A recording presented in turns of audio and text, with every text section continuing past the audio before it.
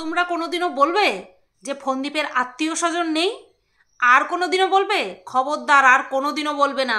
কত আত্মীয় স্বজন আছে ফন্দীপ একটা মানে রাইডে দেখিয়ে দিচ্ছে, একটা জার্নিতে ফন্দীপ দেখিয়ে দিচ্ছে যে তাদের কতগুলো আত্মীয় আছে, কোথায় কোথায় ছড়ানো রয়েছে।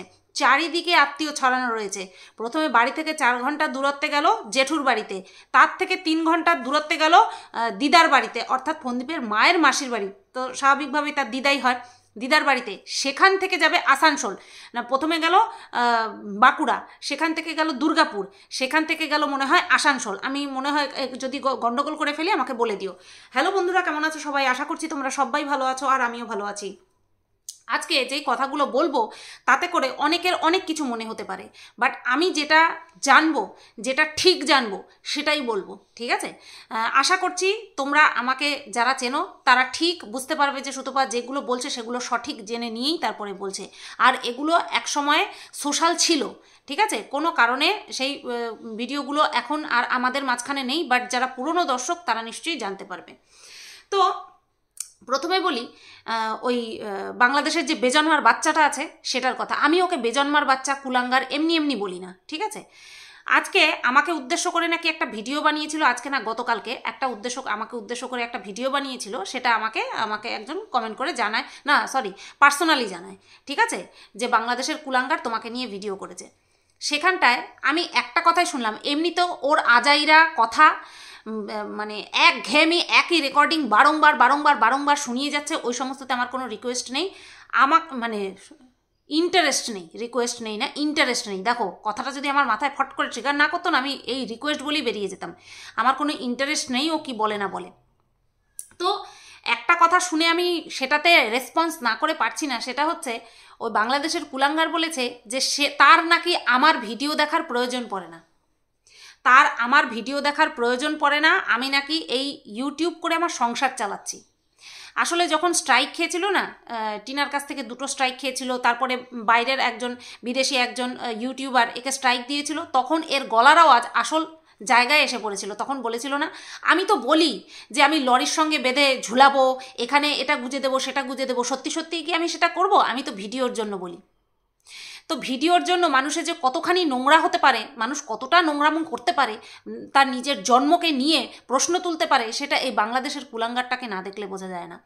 এ প্রতিনিয়ত আমার ছবি বিকৃত করে লাগিয়ে তারপরে ভিডিও করেছে। জীবনে দেখেছো এ তো কি বলবো, এ তো বাবা মায়ের কলঙ্ক। তো সেই কারণে মুখ লুকিয়ে লুকিয়ে ভিডিও করে। তার জাস্ট এইটুকু কথা যে ও নাকি আমাকে নিয়ে কোনো সময় ভিডিও করেনি এবং আমাকে কোনো সময় দেখেও নি। আরে কুলাঙ্গারের বাচ্চা কুলাঙ্গার, বেজন্মার বাচ্চা বেজন্মা, তোর প্রথম ভিডিও আমাকে নিয়েই তুই করেছিলিস, ভালো করে মনে করে দেখ, বুঝতে পেরেছিলিস? আমাকে মেনশন করেছিলিস, তাই আমি দেখতে গেছিলাম। তারপর থেকে তুই আমাকে ক্ষমা চেয়ে যেই ভিডিও করেছিলিস সেই ভিডিওটাও দেখেছিলাম, বাট তোকে কোনো দিন রেসপন্স করিনি, প্রয়োজন পড়েনি। এখন যেই তুই সিআইডির নাম করে তুই যেই ধরনের নোংরামো করছিস, সেই জন্য মাঝে মধ্যে তোকে নিয়ে বলতে হয়, তুই সেইটুকুও নিতে পারিস না। তুই আবার নাকি একটা ছেলে। তো যাই হোক, এই যে ছেলে বললাম, তার মাঝে মাঝে তুই যে মিম ইউজ করিস, আমার ওই মিমও পর্যন্ত ইউজ করতে প্রয়োজন পড়ে না, ঠিক আছে? তো যাই হোক, এটাকে সরাই। এইবার আসি 2 নম্বর বাংলাদেশের থেকে চলে আসি আমাদের ইন্ডিয়ার যে পতিতা দালাল রয়েছে, ফন্দীপের যে পতিতা দালাল রয়েছে তার কথায়। গতকালকে টিনা যে ভিডিওটা দেখিয়েছিল সেখানে দেখাচ্ছিল যে একটা বাস না লরি যাই হোক অ্যাক্সিডেন্ট করেছে, ঠিক আছে? তো সেই ঘটনাটা যখন টিনা দেখিয়েছে, সেটাকে দেখে এই পতিতা ইনিয়ে বিনিয়ে একটাই কথা বলতে চেয়েছে যে ওটা অ্যাক্সিডেন্ট হয়েছে, এমনও হতে পারে টিনারা যেই বাসে রয়েছে সেটারও অ্যাক্সিডেন্ট হতে পারে। এটা আমি কোথা থেকে জানলাম?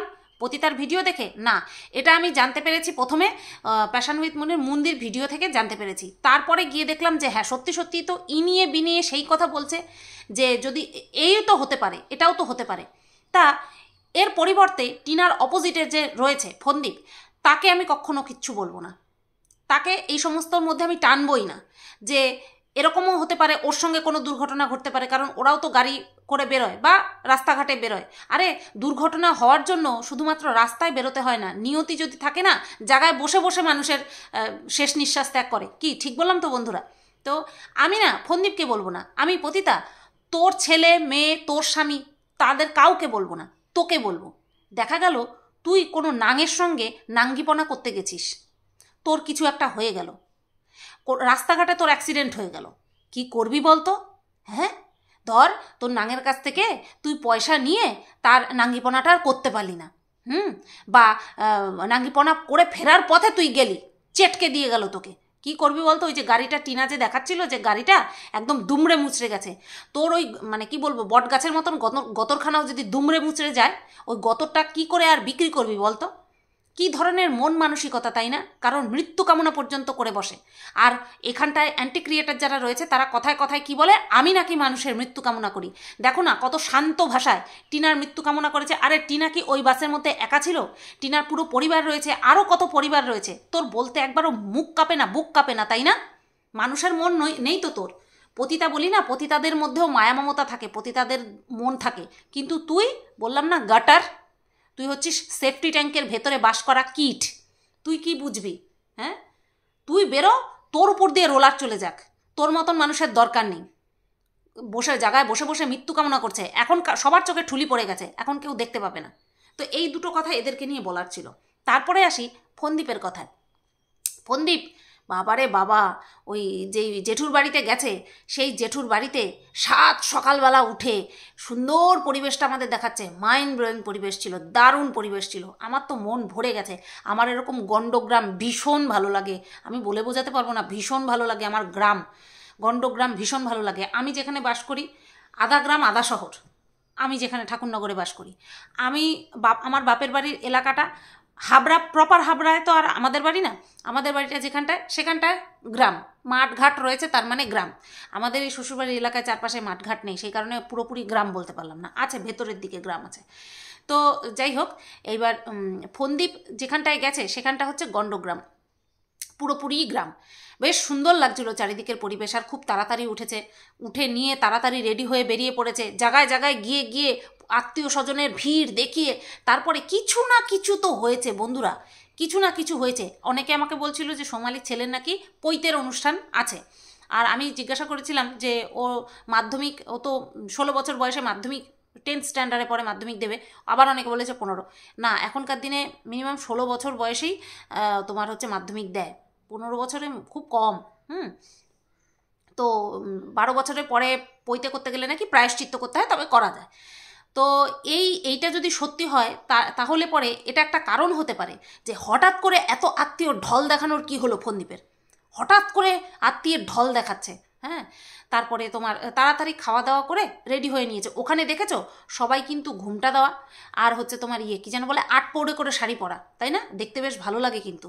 আর আমাদের ফন্দীপের মা কিন্তু মডার্ন। যাই হোক, কলকাতার মেয়ে, বলে না সবসময় আমার মা কলকাতার মেয়ে, চাষি পরিবারে এসে হিমশিম খেয়ে প্রথম কন্যা সন্তানকে মানুষ করতে পারেনি, তাই দিয়ে দিতে হয়েছে বা মেরে ফেলার উপক্রম করেছিল। তো তার নাকি ওটা ভাসুরের বাড়ি। আচ্ছা, আগেকার মহিলারা ভাসুরকে দেখলে মাথায় ঘুমটা দিত না? ফন্দীপের মাকে দেখেছো? মডার্ন মা।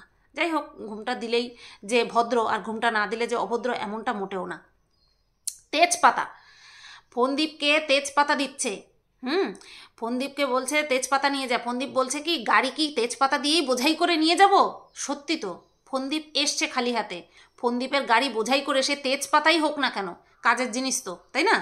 এই বোঝাই করে নিয়ে যেতে লজ্জাও তো করে, লজ্জার জন্য বলেছে নাকি আরও যে জায়গায় যাবে সেখান থেকেও যে গিফট পাবে সেগুলো রাখার জন্য স্পেসটা রেখেছে, সেই জন্য তেজপাতা। আর তেজপাতা কী আর এমন, তাই না?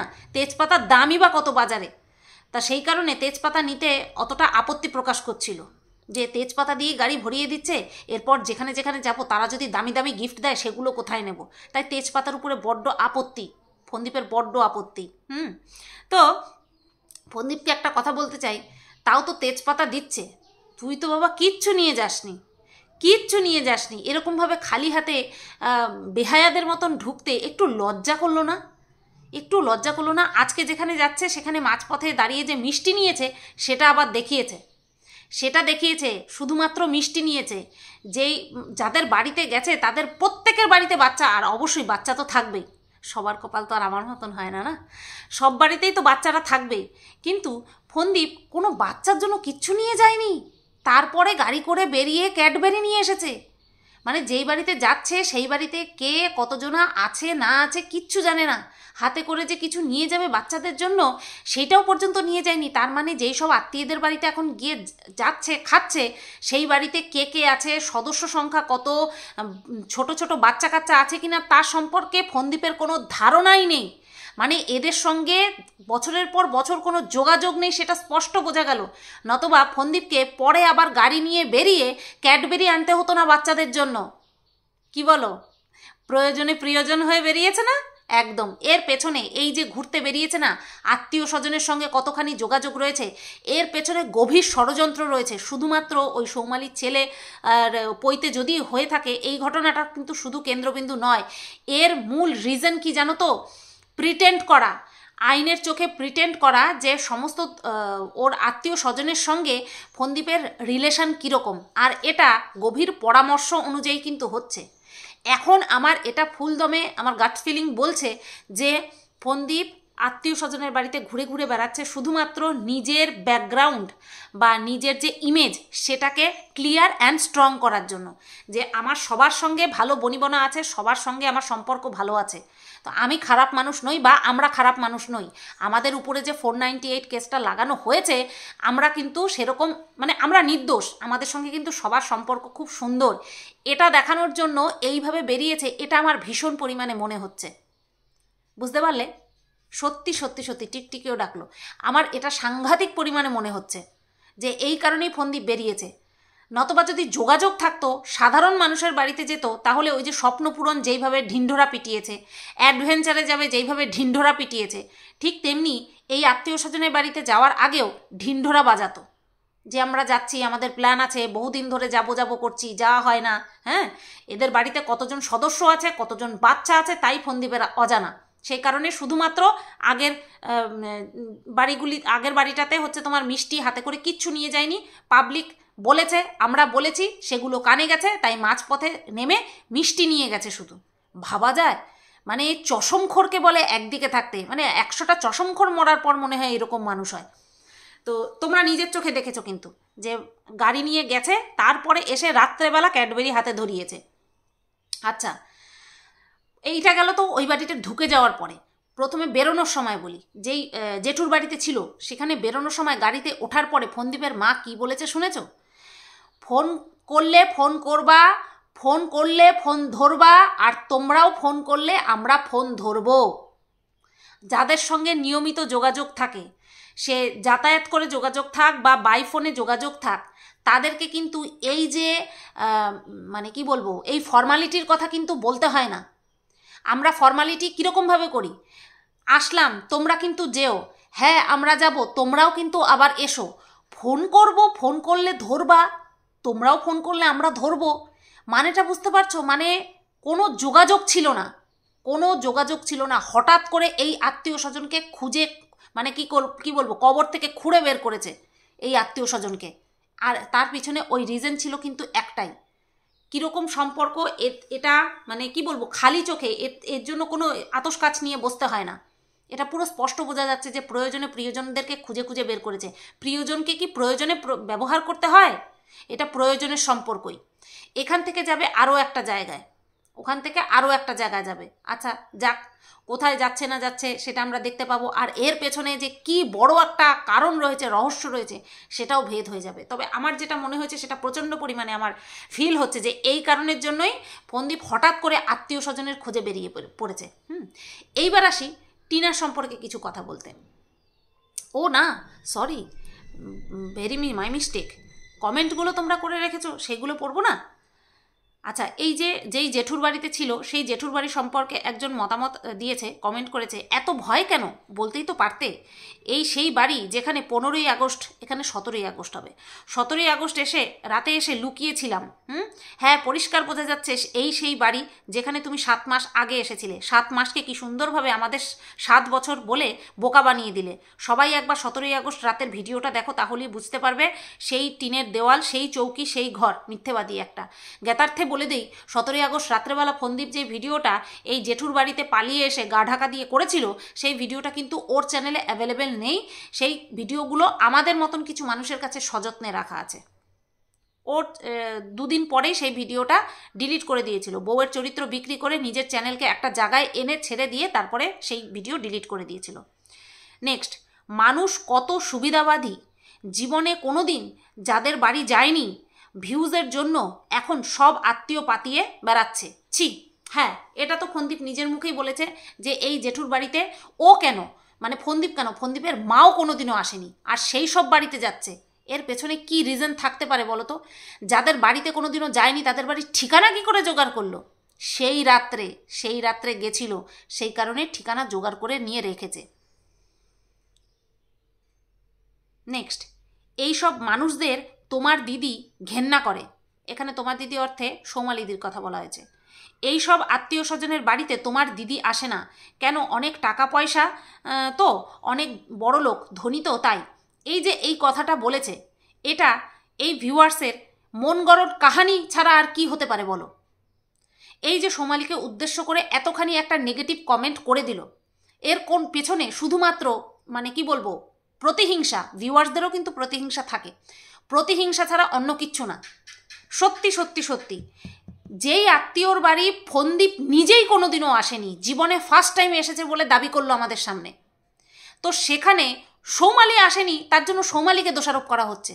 যেই আত্মীয়ের বাড়িতে অন ক্যামেরা ফোনদীপ নিজে প্রথম এসেছে বলে আমাদের কাছে দাবি করছে, তাকে ভালো করে দেওয়া হলো, তাকে মাটির মানুষ করে দেওয়া হলো, আর সৌমালি যে আসেইনি কোনোদিনও, তাকে বলছে সে নাকি গরিবদেরকে ঘেন্না করে। কতখানি প্রতিহিংসা পরায়ণ মানুষ হলে পরে এই ধরনের কমেন্ট করতে পারে? কতখানি? আমি একটা মানুষের সঙ্গে ব্যবহার মানে কি বলবো, কথাই বললাম না, দেখাই হলো না, তাহলে তাকে আমি ঘৃণা করি না পছন্দ করি সেই সম্পর্কে একটা মন্তব্য বাইরের একটা মানুষ কি করে করতে পারে বলো তো? কি করে করতে পারে?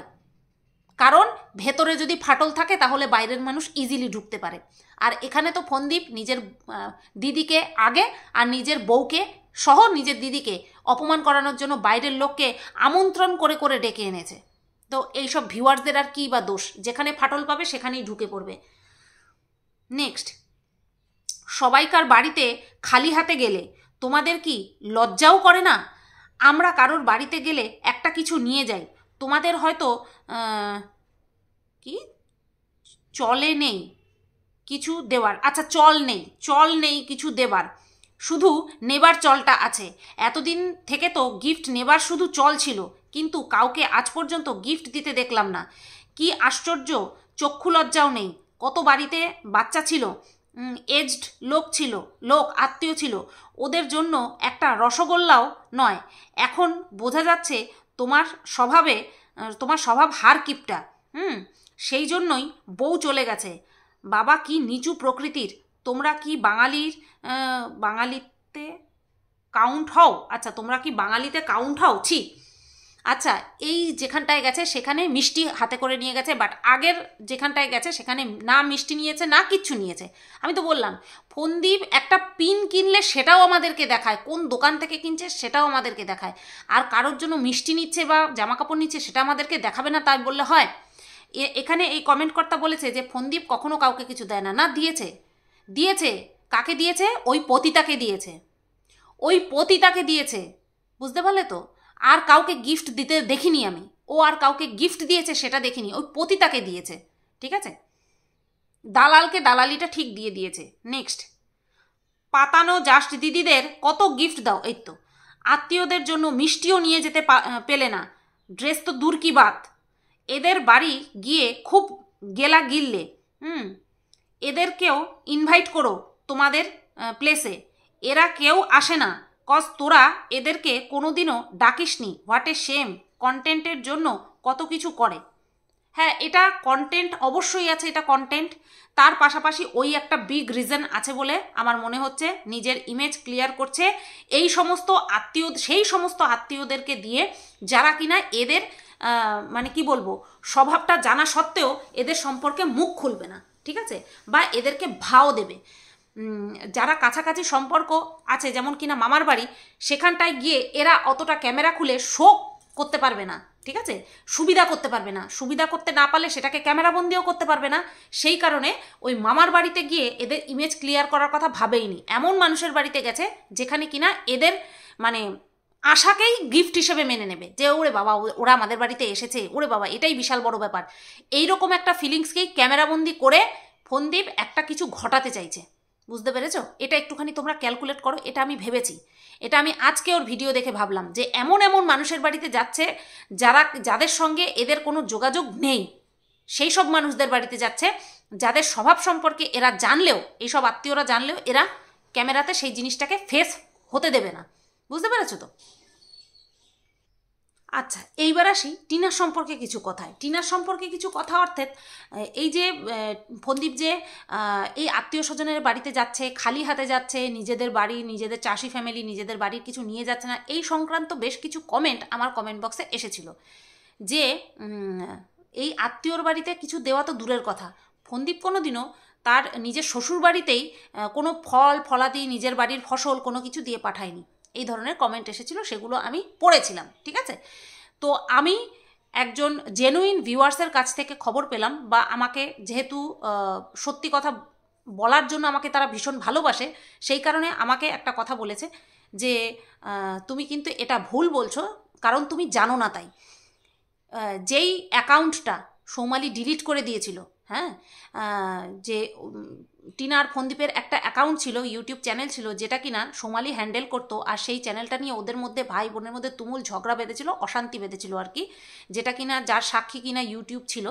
তো সেই চ্যানেলে বেশ কিছু ভিডিওতে এরকম ভিডিও ছিল যেখানে কিনা দেখা গেছে ফোনদীপদের বাড়ির ফল, ধরো যেমন এই যে কাঁঠাল, আম, এই সমস্ত কিছু ওই যাওয়ার সময় শ্বশুর বাড়িতে কিন্তু, মানে টিনার বাপের বাড়িতে কিন্তু ফোনদীপরা নিয়ে গেছে, ঠিক আছে? ফোনদীপ নিয়ে গেছে। এই জিনিসগুলো আমার কাছে খবর এলো, এবং যেগুলো সত্যি সেইগুলো আমার স্বীকার করতে কোনোদিনও বাধেনি, বাধার কথাই না। আর তোমাদেরকেও আমি জানিয়ে দিই, যারা কিনা তোমরা ওই চ্যানেলগুলো দেখোনি কোনো সময়, মানে ওই চ্যানেলগুলো না, ওই চ্যানেলের ভিডিওগুলো কোনো সময় দেখোনি, তাদেরকে আমি জানিয়ে দিচ্ছি যে ফোনদীপ নিয়ে গেছিল, ওর শ্বশুর বাড়িতে নিয়ে গেছিল, ওদের বাড়ির ফল নিয়ে গেছিল, কারণ খাওয়ার জিনিস কেউ কাউকে দিলে, কেউ কারোর জন্য কিছু করলে সেটা ভুলতে নেই। আর আমি যেহেতু জানতাম না সেই কারণে আমি বলেছি, আর তোমরাও নিশ্চয়ই জানো না, যারা তোমরা বলেছো তারা নিশ্চয়ই জানো না, সেই কারণেই বলেছো। এবার আসি এই গাড়ি কেনার বিষয়টা নিয়ে। এই গাড়ি কেনার কারণ দেখিয়েছিল, ইউটিউবে শো করেছিল, বাট পার্সোনাল কী রিজন ছিল সেটা কিন্তু আমরা কেউ জানি না। ইউটিউবে এই রিজনটা শো করা হয়েছিল যে যেহেতু বাতকুল্লা থেকে টিনার বাপের বাড়ি অনেকটাই দূর, সেই টিনা হচ্ছে তোমার ট্রেনে করে বাপের বাড়িতে যেতে পারতো না, কষ্ট হতো, সেই কারণে কিন্তু গাড়িটা কেনা হয়েছিল, সেকেন্ড হ্যান্ড গাড়ি কেনা হয়েছিল, 2 লক্ষ টাকায় কেনা হয়েছিল। এবং এই গাড়ি কেনা নিয়ে ফোনদীপের সাথে কিন্তু সৌমালির একটা মতবিরোধ ঘটে, ঠিক আছে? একটা মতবিরোধ ঘটে, যেখানে সৌমালি বলেছিল যে তুই গাড়ি কিনলি, আমাকে কেন বললি না, সেকেন্ড হ্যান্ড কেন গাড়ি কিনলি, নতুন গাড়ি কিনতে পারতি, আমি সেই ব্যবস্থা করে দিতাম। এই রকম একটা বিষয় নিয়ে কিন্তু কথা কাটাকাটি হয়েছিল, এবং এই ভিডিওগুলো সেই চ্যানেলে ছিল যেই চ্যানেলটা সৌমালি ডিলিট করে দিয়েছে। তো যে বহু পুরনো ভিউয়ার্স, সে আমাকে এই খবরটা দিল যে তুমি এই ভুলগুলো কিন্তু করো না, কারণ তুমি অজান্তে করছো, তুমি জেনে নাও, তারপরে তুমি কি বলবে না বলবে। তখন আমি বললাম অবশ্যই, যার যেই দিক পজিটিভ তার সেই দিক শো করতে আমি বাধ্য, আমার বিবেক বাধ্য, আমি আমার মুখ করতে না চাইলেও আমার বিবেক করাবে যে এই কারণ, এটা একটা মানুষ পুরো খারাপ হতে পারে না, একটা মানুষ পুরো ভালো হতে পারে না, ঠিক আছে? আমি সব সময় বলি, ফোনদীপরা গাড়ি কিনেছিল, গাড়ি কেনার রিজন হিসাবে এটাই শো করেছিল যে টিনা বাপের বাড়ি যেতে কষ্ট হয়, আর হচ্ছে তোমার সেই কারণে গাড়ি কেনা। আবার এটাও ঘটেছিল যে টিনার সঙ্গে ফোনদীপের বাড়ির লোকের অশান্তি হওয়াতে টিনা যখন বাপের বাড়িতে গেছিল, তো সেই গাড়ির ভাড়া এবং ড্রাইভারের ভাড়া দুটোই টিনার বাপের বাড়ির লোকজনকে বহন করতে হয়েছিল। তো সব ঘটনাই সত্যি, কিছু ঘটনা আমাদের চোখের সামনে আছে, কিছু ঘটনা আমরা জানি, কিছু ঘটনা আমরা জানি না। তো যেগুলো জানি না সেগুলো জেনে নিয়ে যদি বলি, কারো সম্পর্কে বলতে সুবিধা হয়, ঠিক আছে? আর একটা কথা বলি, একজন আমাকে কমেন্ট করেছিল যে ম্যান্ডি যেভাবে আমাকে লাথি মেরেছে, ও আচ্ছা আচ্ছা আচ্ছা, বাংলাদেশের কুলাঙ্গাটাও ওই কথা বলেছে। আর একটা কমেন্টও এসেছিল যে ম্যান্ডি আমাকে যেভাবে লাথি মেরেছে, ভিডিও বানিয়ে নাকি আমাকে লাথি মেরেছে, টিনাও নাকি মারবে। আমি অপেক্ষা করে আছি কবে সেই দিনটা আসবে যেদিন টিনা ভিডিও বানিয়ে আমার বিরুদ্ধে কথা বলতে বসবে, কারণ আমি এখনও পর্যন্ত টিনাকে নিয়ে এমন কোনো কথা বলিনি যেটা ভিডিওর বাইরে। টিনার ভিডিওর বাইরে এমন কোনো কথা আমি বলিনি এখনও পর্যন্ত টিনাকে নিয়ে। তারপরে দেখা যাবে টিনা যদি এই রকম বিট্রে আমার সাথে করে, তখন আমি টিনাকে বুঝে নেব, ঠিক আছে? এই নিয়ে কারোর চিন্তা ভাবনা করতে হবে না। ভিডিও থেকে যদি আমি এরকম ডিসগাস্টিং কিছু দেখি যেটা টিনার বিরুদ্ধে আমাকে মুখ খুলতে বাধ্য করে, আমি খুলেছি, প্রথমেও খুলেছি, এখনও খুলছি, পরেও খুলবো। ঠিক আছে? কাউকে নিয়ে সাপোর্ট করছি বলে তার দোষগুলো আমি ঢেকে দেবো, ওটা আমার দ্বারা হবে না, ওটা অন্য ক্রিয়েটাররা পারে, আমার দ্বারা হবে না। সবাই তোমরা ভালো থেকো, সুস্থ থেকো। ভিডিওটা কেমন লাগলো অবশ্যই কমেন্ট করে জানিয়ে দিও।